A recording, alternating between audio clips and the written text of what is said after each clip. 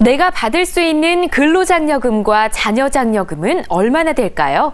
몇 가지만 따져보면 자신의 장려금 지급액도 간단히 계산해 볼 수 있는데요. 근로장려금과 자녀장려금의 산정 방법, 저와 함께 확인해 보시죠. 내가 받을 수 있는 장려금은 얼마나 될까요? 2015년 근로장려금과 자녀장려금 산정 방법 지금 알아봅니다.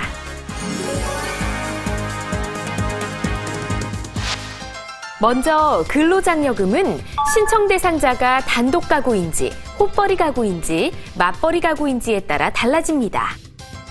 배우자와 부양자녀가 없는 단독 가구의 경우 신청 대상자가 만 60세 이상일 때 근로장려금을 받을 수 있는데요.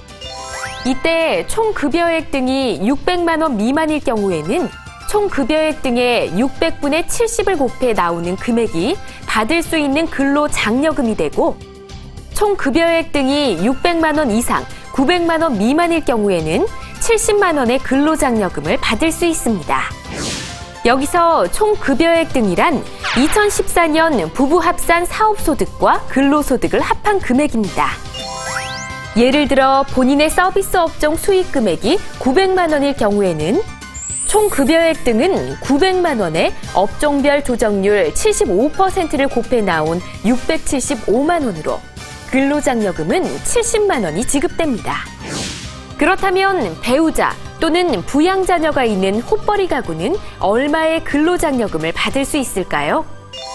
호벌이 가구의 경우 총 급여액 등이 900만 원 미만일 경우에는 총 급여액 등의 900분의 170을 곱해 나오는 금액이 받을 수 있는 근로장려금이 되는데요.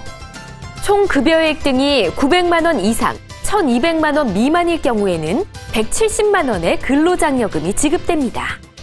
예를 들어 본인의 음식점 수익 금액이 3천만 원이고 배우자의 근로소득이 200만 원일 경우 총 급여액 등은 음식점 수익 금액 3천만 원에 업종별 조정률 45%를 곱하고 여기에 근로소득 200만 원을 더해 나온 1,550만 원으로 근로장려금은 103만 9천 원이 지급됩니다.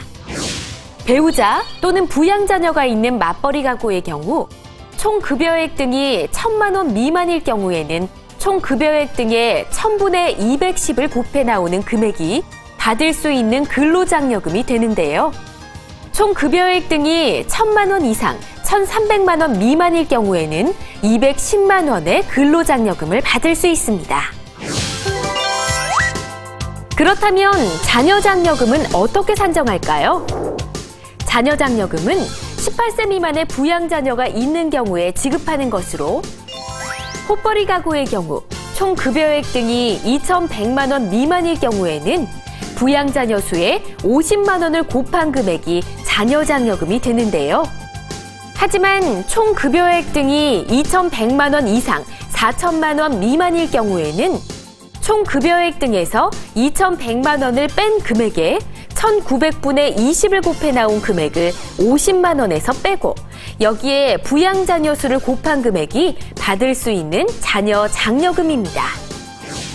맞벌이 가구의 경우 총 급여액 등이 2,500만 원 미만일 경우에는 부양자녀 수에 50만 원을 곱한 금액이 자녀장려금이 되고, 총 급여액 등이 2,500만 원 이상, 4천만 원 미만일 경우에는 다음의 산식이 적용됩니다.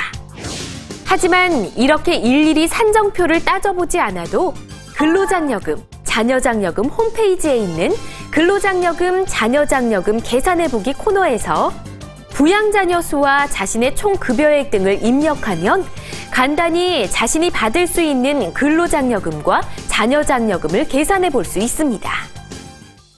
근로장려금과 자녀장려금은 심사 결과에 따라 신청한 금액과 실제 수령하는 금액이 다를 수 있고, 국세 체납액이 있는 경우에는 미납된 국세를 충당한 뒤 남은 금액을 수령하니 참고하시기 바랍니다.